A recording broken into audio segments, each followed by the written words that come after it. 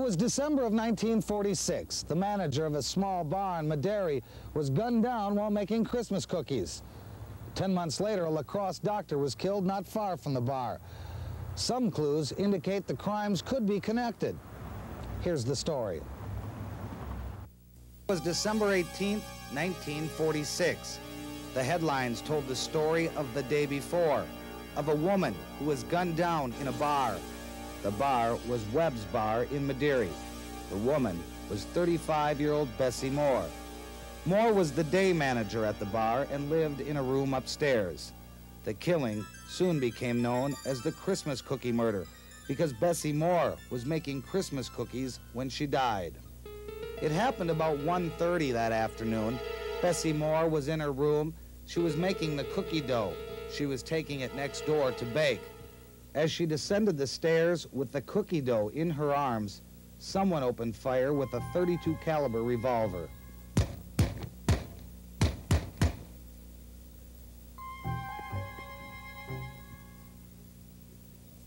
It happened 42 years ago.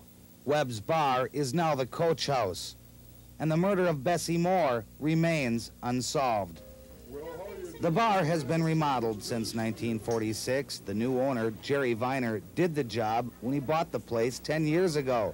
He's heard the story many times, and as a boy, Viner had been in the bar several times with his father, the last time just a day before Bessie died.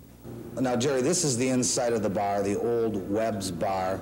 You've remodeled it, of course, but back in 1946, that was a stairway. Yes, it was, yeah, and it was 4 rooms, and the stairway came down through here, which we tore out all partitions, and of course, it would have been, the fellow that done the shooting would have had to shoot up the steps. So he would have been probably back by the wall, because her body was found right in this area, laying on the floor, so that would have, So the shooter was basically standing back where our camera is standing right now. Right, so.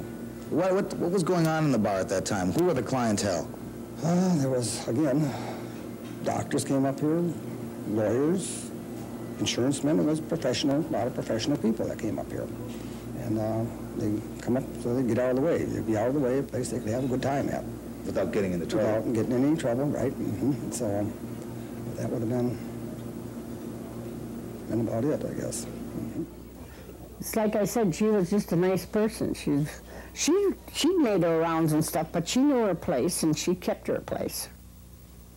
She just didn't do anything, you know, that was harmful to anybody else or anything if she knew that you weren't involved with it. Dory Lennox remembers the day of the murder like it was only yesterday. She and her husband Larry lived next door to Webb's Bar back then, and Bessie was on her way to Dory's house when she was shot. Well, it was a terrible cold day, and the windows were all frosted up, and Bessie came over and we had a cup of coffee, and then she said, "Can I borrow an egg? I want to send some donuts to my son." He was in the Pacific. I said, "Sure."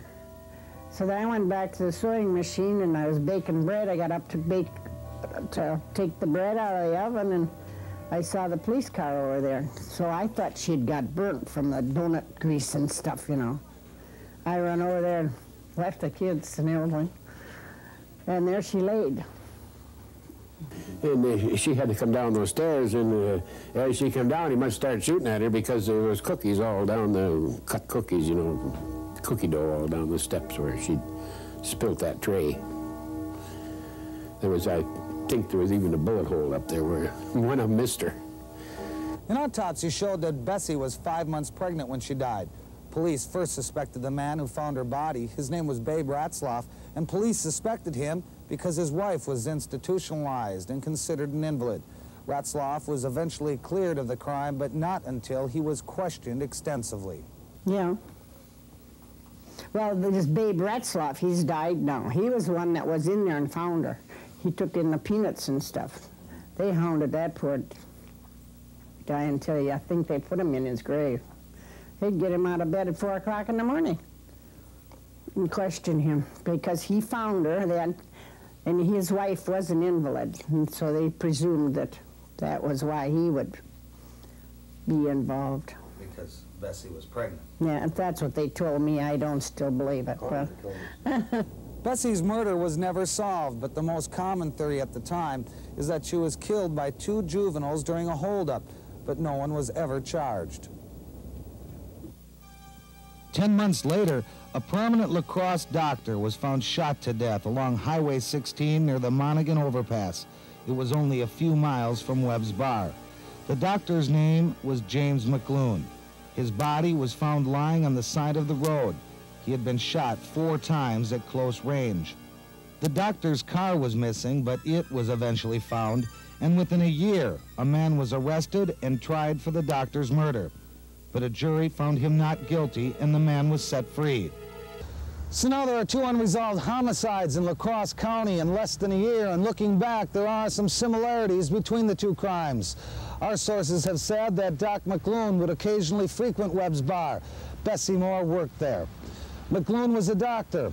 Bessie Moore was pregnant. Both were shot repeatedly at close range. Could the killer have been the father of Bessie's baby? And did Doc Mcloone, by virtue of his job, know who the killer was? We may never know the answers to these crimes, and as a footnote to this story, it was the only one from our original broadcast that failed to generate any new information. Next up, whatever happened to Evelyn Hartley?